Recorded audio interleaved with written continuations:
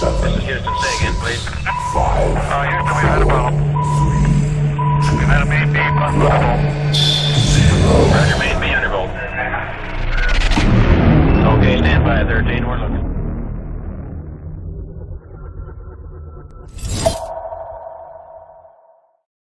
But anyway, guys, we have to go on and we have to move on to the next picture, and that's a picture that Martine has chosen, and I recognize this as one of her own that she presented in Martian Genesis. Martine, tell us about this amazing picture you have posted here. Okay. Well, these Murray Buttes haven't these amazing mounds thrown up some fantastic treasures. Apart from seeing entrances, which you will be talking about after, into the interiors of these mounds, there are examples everywhere of carvings and what I see as chimeric sculptures of figures, of mythological creatures. They seem to be depicted on many sides of these buttes. Some of them have half collapsed as well, but they're still so easy to see.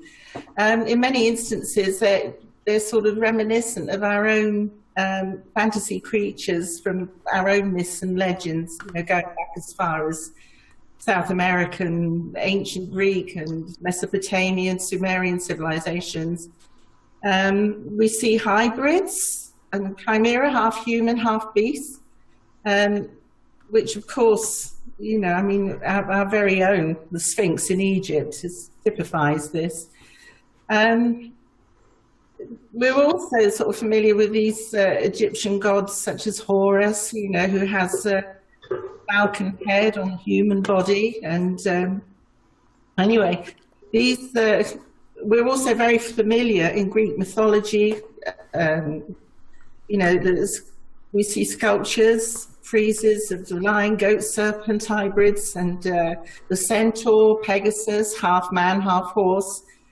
I think even the Zulus have something called a chitauli, which is a lizard and a human hybrid, which this reminded me of, which I'll come on to in a second. But actually, just doing a bit of research on mythological creatures, I'm just astonished that there are thousands of them that are in the history of all civilizations all around the world. It's just mind-boggling.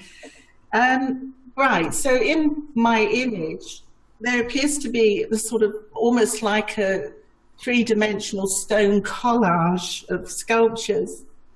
And on the left, I'm seeing something that looks serpent or a lizard-type creature. This is on the left-hand side with its tail curving sort of beautifully downwards towards the base of this overall pillow. Its body appears to end with a large sort of serpentine tail, which is very curious because I don't see legs on this creature, hind leg. It almost ends in something that looks like a large fin. Anyway, if we move slightly to the right-hand side, there is the profile of another reptilian figure, the head facing to the left. It was a little more blurred, this, so I'm of the opinion that it's actually not a sculpture, but it might even be painted on the rocks, rather than a three-dimensional creation. Yeah. And to the right, just to the right of that head, is a very comical, almost a caricature of a comedic-looking face. But more interestingly, there's this figure of a man. I think it's toppled backwards, which I immediately see in my mind these images of the Assyrian kings, Assyrian figures, that wore these smooth helmets or caps that were embroidered. He's bearded. He's wearing a kind of robe, which at first, before I started to burn it up a bit, I thought were wings. I'm still not sure. I still wonder whether they... When I did a little bit of research into looking at these Assyrian deities and that part, the wings are often an extension of their robes. I'm still getting a feeling about this this figure. That is a winged figure. Anyway, a lot of other people have suggested that as well, interestingly. Anyway, in between these larger figures, we've got sort of dotted around things that look like ornate caskets, little boxes. There's also some faces peering through. There's a little face where that figure is. If you followed him down to where his knee would be, there's like a little face with a crown on it. And there's another face down below. There's two faces peering out of crevices in the rock. Now, above all these figures, if you look along the top, there's something that looks like a golden rail of some sort, or a track. I was so delighted to see this gilding coming up, and I would actually stick my neck out here and say that some of these sculptures appear to have gilded surfaces, you know, which make them look more beautiful, more alive. And as David has said, they were probably painted as well. I was absolutely delighted to work on this. I just couldn't believe what I was seeing. These are an amazing picture. My first thought was it was some kind of dinosaur. That was the first my brain interpreted it as. I would love to hear from one end, starting with David, your thoughts on this image. Yes, first of all, this is an incredibly rich picture. And just an absolutely glorious find on Martine's part. The things that immediately pop out to my eyes, and you know that I'm heavily focused on non-fractal anomalies. Of course, that looks like a T-Rex with a tail. Give me a break here. It could be an aquatic creature, but it looks like it has that heavily squared jaw that you see in flesh eaters.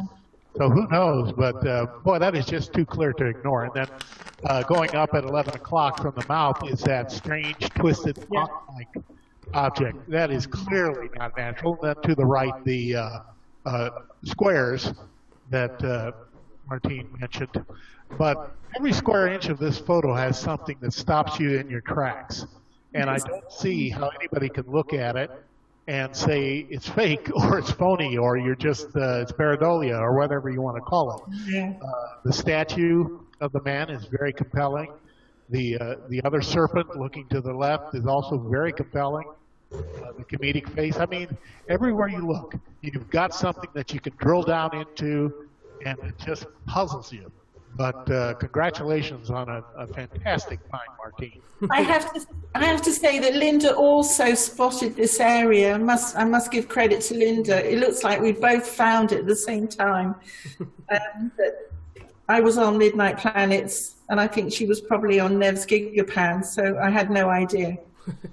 Billy Casson, what's your thoughts on this picture? You me? Billy Casson. Oh, Billy. This is an amazing picture. Just like David said, the first, I think, or either you, Thomas, the first time I saw it, right away I thought it was an actual a dinosaur. You can clearly see it immediately, and there's no doubt in your mind that you're looking at some type of aquatic dinosaur type of a figure. That area at the top appears to be a bridge. That's kind of what it looks like to me. It looks like a bridge up top connecting across this this cavern or whatever this is, this amazing piece of artwork. It seems like these Martians really took the time to carve every single square inch of this planet into something. Yes. And yeah, and it must have been easy for them, because you don't take on these type of monumental, tedious tasks unless it's very easy for you to do. So whatever technology or whatever wisdom or understanding they had of how to mold rock, it was very, very easy for them to do what we're seeing here. And they literally, they took every square inch of everything and they put something on it. And they've always overlapped different pieces of art on each other. You see quite often, carvings of like a mouth, and out of the mouth, there's another thing coming out of it, and that thing is connecting to another thing.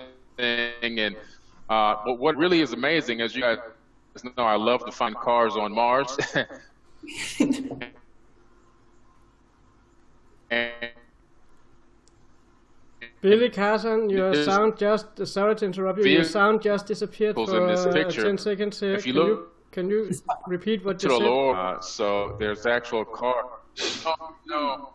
Can you hear me? Yes, Testing, can you start testing. over? I'm back. Okay. You're back. Where did you lose me? Something with a cars on Mars. Okay, yes. As you know, one of my favorite things is to find cars on Mars. So if you look at the lower right corner of the image, right above Martine Grainey's logo, there's a ledge. Lower right corner, there's a ledge. On that ledge, use your magnifying glass, and you will see vehicles sitting on that ledge. It's absolutely amazing that there's a convertible vehicle sitting there, kind of like similar to a Cobra, a 1966 Cobra type look you would see on would be the analog. I'm just saying. I'm not saying that that's what it is, but I'm just saying. But it is that. I actually very similar to a Cobra, to a 1966 Shelby Cobra. I mean, it's amazing. Or it could be similar also style to a Rally Austin Healey. Oh my gosh. I'm familiar with this. Yeah, so this is amazing to me. I mean, and how I know about these vehicles is because I used to actually build these same vehicles. So right away that jumped out to me. Yeah. This is just, I mean, and then you have the big gentleman here on the right, who's to the right of the bridge. He looks like an Assyrian type man. He's got a hairline just like my hairline. I mean, how can you? How can you not recognize this as a carved structure with recognizable faces or recognizable animals, that we would normally see here on Earth? So it tells you again, just as the ancient texts say, there was a concurrent civilization running on both Earth and Mars at the same time. Yeah. And they traveled back and forth between both planets. And I think that Mars was a little bit ahead of Earth technologically, probably maybe a couple thousand years ahead of Earth in terms of technology. And that's why you see things like vehicles and stuff that are probably very old, but are still up there.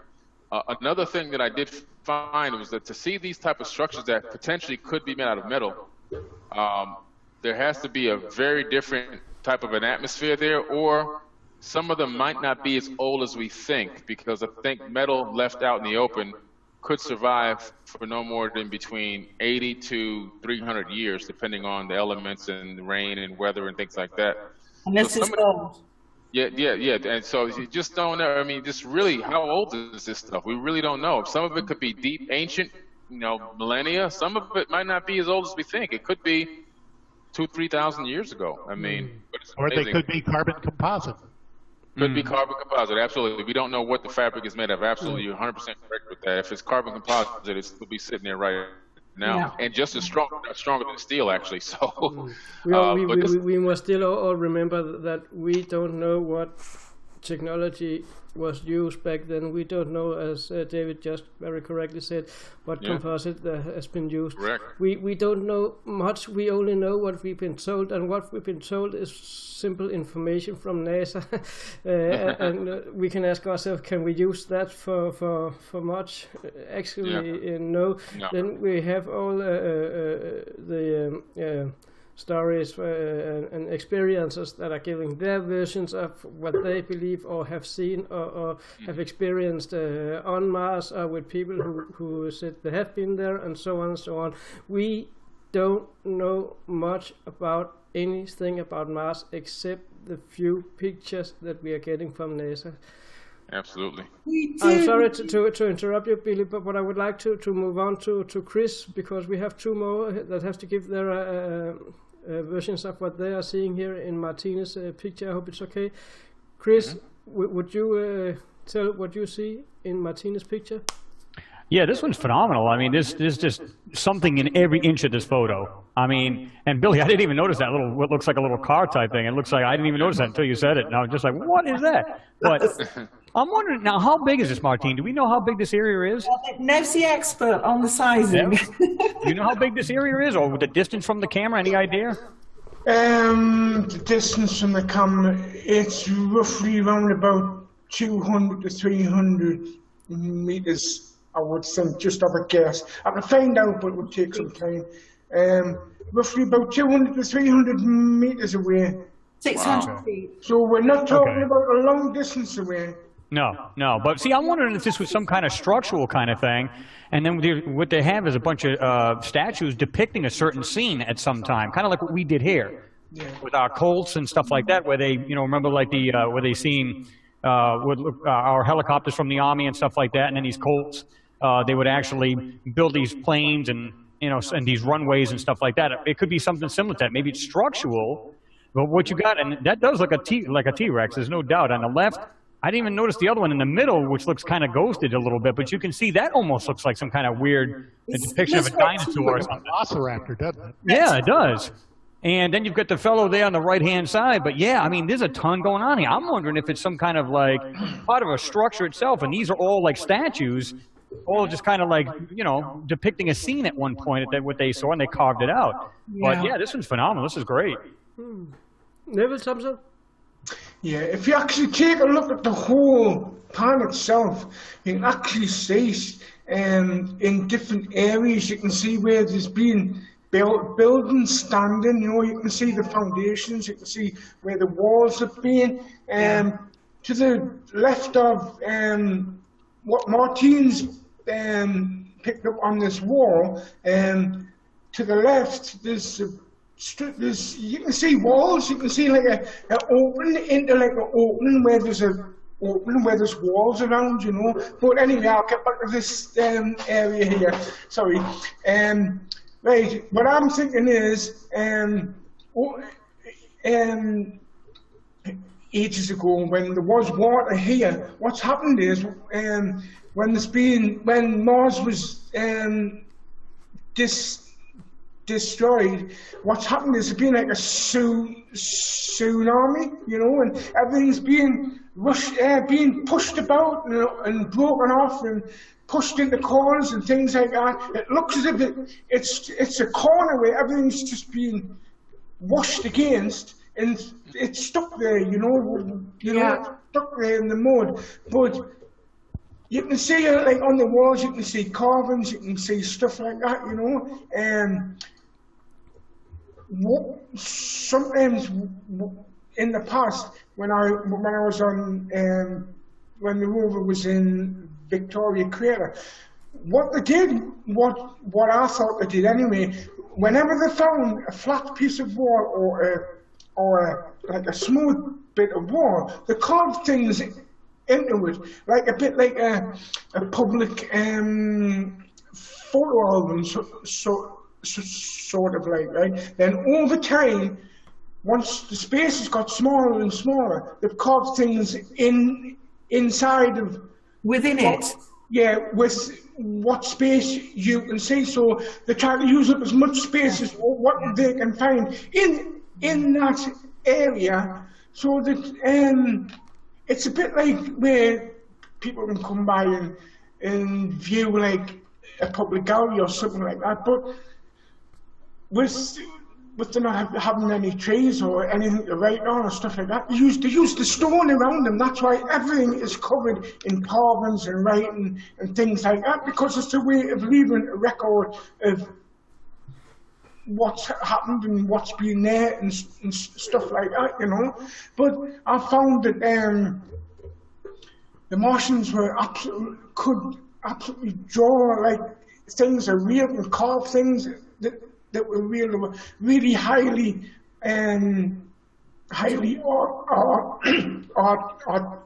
artistic people, Sophisticated work, isn't it, now? Very sophisticated work. Oh, it is. Yeah. I mean, lately, in these recent songs, the amount of stuff that's shown up, it's like, oh my God,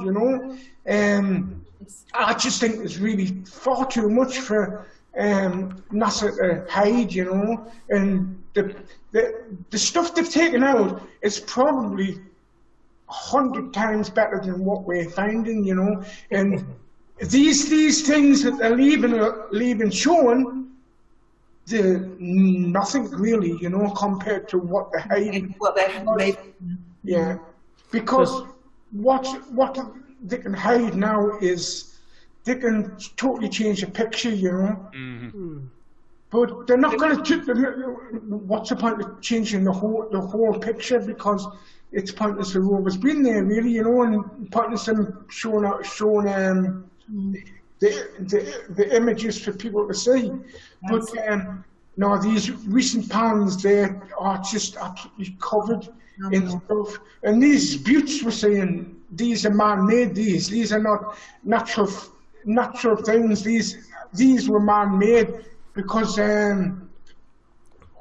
everywhere you look on them, there's carvings. You can see where there's been buildings built on the tops of them. On the tops of them, you can see on the sides of them. You can see like plates, like as if they've been covered with something, so they can build on them or carve on them or stuff like that. You know, maybe thousands of years ago there was water in between these buttes, and they had bridges. They could do, you know, had bridges to cross over from one to the other. We've seen boats, haven't we, as well? Yeah. Oh yeah. With the rubble. Yeah. I know. I've asked this question before, but I'm asking it again. Do any one of you here believe that we ever will see the real pictures from NASA, those that are in higher resolution and better quality than the PDS that Neville can have access to and show us? I'm disappointed with the PDSs, to be quite honest.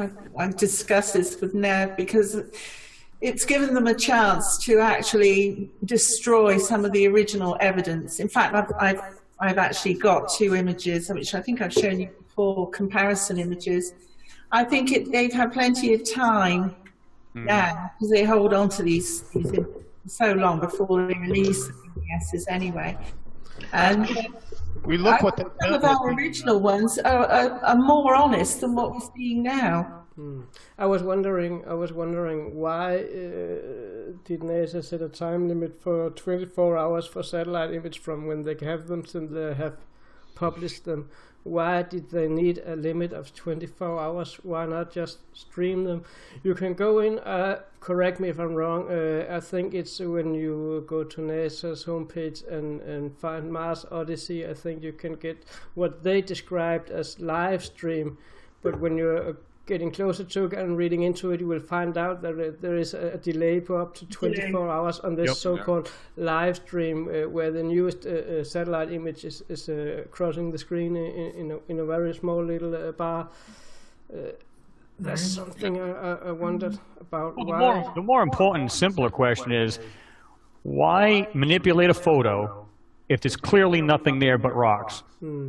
I mean, why even mess with the photo at all? There's nothing there to see, right? It's a cold, dead, barren planet. Why mess with the photo at all? And clearly you can see where they've went over. They have rock mimicking software to try to make things that were actually anomalous or intelligently made. And you can see, like, sometimes you can see what looks like rocks and you see something steel sticking right out of it or something that's intelligently made. Why manipulate anything if there's nothing to see? Exactly. Clearly, you can just show just a natural. That's like me. I can go out in the backyard here and get a bunch of photos from. I have rocks, hills, and mountains, and just go ahead and show them. Why do I have to manipulate or do anything to them? If anyone out there can answer those questions, feel free to answer them on UFAH page, because we're gonna leave this conference on a YouTube. We're gonna put it on YouTube and leave it on the UFAH page so you can see it all and you can give your point of view on what we have discussed here. And with these words, we will have to jump on to the next picture. And Neville has sent me 3 pictures, and I believe that these are 3 pictures from different angles and levels of zoom of the same anomaly from Sol 1441. Neville, tell us about these. Is it the one with the opening?